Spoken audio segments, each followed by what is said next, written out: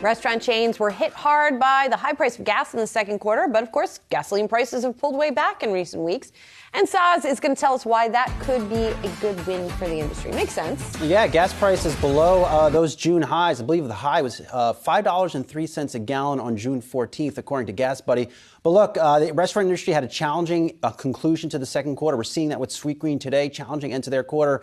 Now might start to see some better traffic and sales gains in coming quarters, given gas prices, I believe, are down for more than 50 straight days. But I put this question to Dine Brands CEO John Payton. John Payton telling me that inflation could be coming down. Gas prices are likely to continue to go down. Here's what he told us about the outlook for gas. Gas prices do correlate to traffic into and out of our restaurants. So we're encouraged by 50 days of declining gas prices, and we do believe in the back half of the year that's going to encourage some of those lower income guests to return to IHOP more frequently and Applebee's more frequently than they had.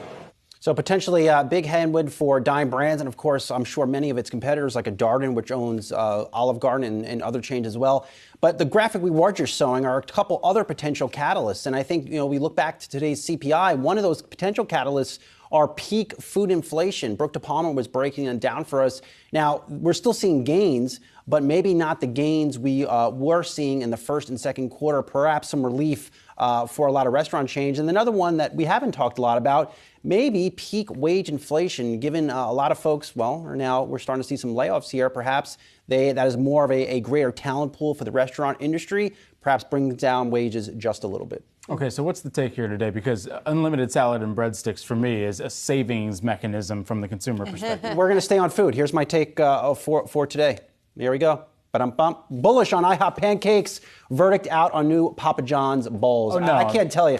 I have a story going up shortly on another story from this Dine Brands interview talking about how they have not pulled back on portion sizes or shrinkflation. You've been talking a lot about that, Brad, too, as well. So Peyton telling us we're keeping our portion sizes the same. We're not cutting back. But they're probably raising their prices. Prices are, in fact, up, but we're seeing shrinkflation across many of his competitors. You look over at Yelp, put out some new data. Shrinkflation is a top concern among many diners right now. All right, bring the ruler with you to IHOP from here on out, everyone. Measure those pancakes.